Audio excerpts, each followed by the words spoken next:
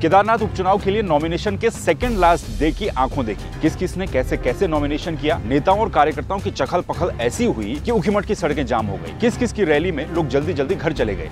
चुनाव स्टार्ट होते समय माहौल किसका कैसा रहा, किसने क्या कहा, आइए बात करते हैं इस वीडियो में। लेकिन आगे बढ़ने से पहले अगर आपने अभी तक इस चैनल को सब्सक्राइब नहीं किया है तो सब्सक्राइब कर दीजिए, वीडियो को लाइक भी कीजिए और कमेंट सेक्शन में अपनी राय जरूर रखिए। केदारनाथ विधानसभा के उपचुनाव के लिए जंग का मैदान सज गया है। 28 अक्टूबर को यानी कि सोमवार के दिन 4 कैंडिडेट्स ने अपना नॉमिनेशन फाइल किया।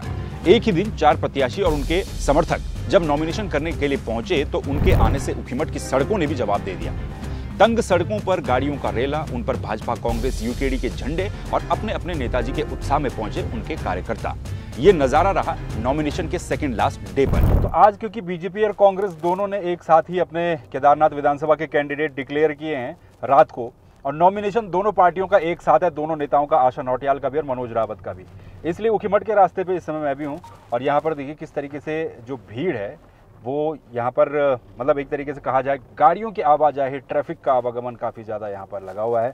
नॉमिनेशन में किस किस ने क्या क्या कहा, बीजेपी कांग्रेस में क्या क्या हुआ, कांग्रेस की रैली में क्या हुआ, ये सब अपनी आंखों देखिए, आपको बताऊंगा। लेकिन उससे पहले ये तस्वीरें देखिए। कांग्रेस के सभी दिग्गज नेता उखीमठ तहसील से पहले ही गाड़ियों के जाम में बड़े फंस गए।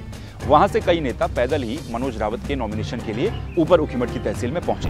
ये देखिए जी, नॉमिनेशन की स्थिति ये है कि उखीमठ जाने वाले जो रास्ते में हम वहां से वापस आ रहे हैं यहाँ से, और क्योंकि बहुत ज़्यादा जाम है और कांग्रेस के सभी वरिष्ठ नेतागण जो है, गणेश गोदियाल जी को देखिए, और ये सामने यशपाल आर्य हैं और उधर आपके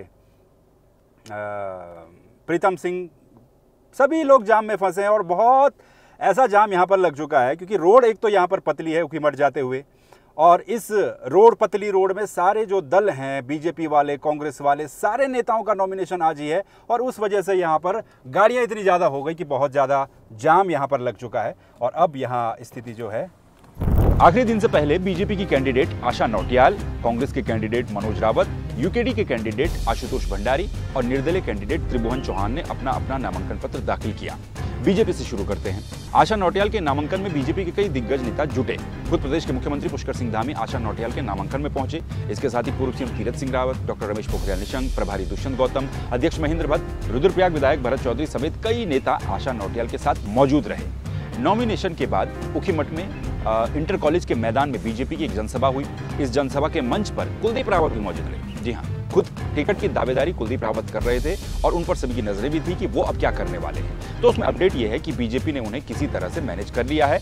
वो खुद आशा नौटियाल के समर्थन में मंच से बोलते हुए भी नजर आए, उनको बोलने का मौका भी मिला। लेकिन ऐश्वर्या रावत वहां पर मौजूद नहीं थी। अपने मुद्दों में बीजेपी के नेता मुख्यमंत्री के द्वारा की गई उन घोषणाओं को दोहरा रहे थे जो उन्होंने कुछ दिन पहले की है। इसके अलावा प्रधानमंत्री मोदी का केदारनाथ से कैसा लगाव रहा है वो भी कह रहे थे। कुछ भाजपा के नेता तो ये कहते हुए नजर आए कि भाई सरकार भाजपा की है, उपचुनाव भाजपा ने जीतना है, इसलिए वोट बेकार न करें। मनोज रावत के नॉमिनेशन में कांग्रेस के बड़े दिग्गज नेताओं ने अपनी एकजुटता दिखाने की पूरी कोशिश की। उखीमठ से नॉमिनेशन के बाद अगस्त मुनि में कांग्रेस की रैली थी। मनोज रावत के साथ कांग्रेस के अध्यक्ष करण महारा, हरीश रावत, यशपाल आर्य, हरक सिंह रावत, प्रीतम सिंह, गणेश गोदियाल, ये सभी एक मंच पर मौजूद नजर आए। मनोज रावत और दूसरे कांग्रेसियों ने अपने मुद्दों में बदहाल यात्रा व्यवस्था, भू कानून, दिल्ली वाला केदारनाथ मंदिर और सोने पीतल जैसे मुद्दों को प्रमुखता से रखा।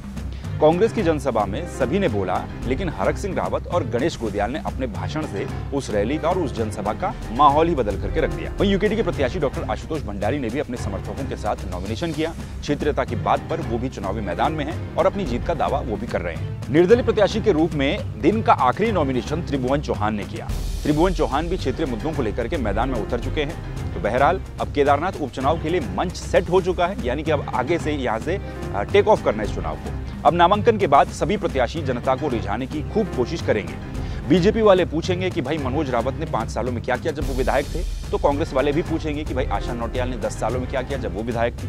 फिलहाल इस स्टेज पर जब से ये मुकाबला शुरू हो रहा है तो मुझे ये लगता है, मेरा ये ऑब्जर्वेशन है कि मुकाबला बराबरी पर शुरू हो रहा है। उपचुनाव जरूर है, लेकिन सत्ता में होने के बावजूद भी ना तो बीजेपी को एज है और ना ही कांग्रेस को यहाँ पर एज दिख रहा है। यहाँ से जो वोटर को कन्विंस करेगा उसी की बाजी होगी।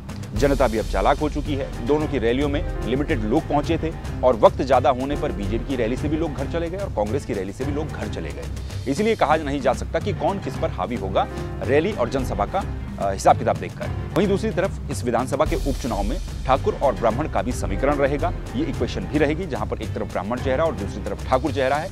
तो इन तमाम कंडीशंस के बावजूद और इन तमाम समीकरणों के बावजूद भी केदारनाथ की जनता किसके ऊपर अपना आशीर्वाद देने वाली है, ये आने वाले वक्त में पता चल ही जाएगा। और अब नॉमिनेशन के बाद जब प्रत्याशी घर घर जाएंगे, गांव-गांव जाएंगे, लोगों से जनसंपर्क करेंगे, तो उसके बाद इस चुनाव की टोन भी सेट होगी कि ये चुनाव कितनी ऊंचाइयों तक पहुंचने वाला है। बहरहाल आपको क्या लगता है कमेंट करके जरूर बताइए। इस चैनल को सब्सक्राइब कर दीजिए, वीडियो को लाइक कर दीजिए।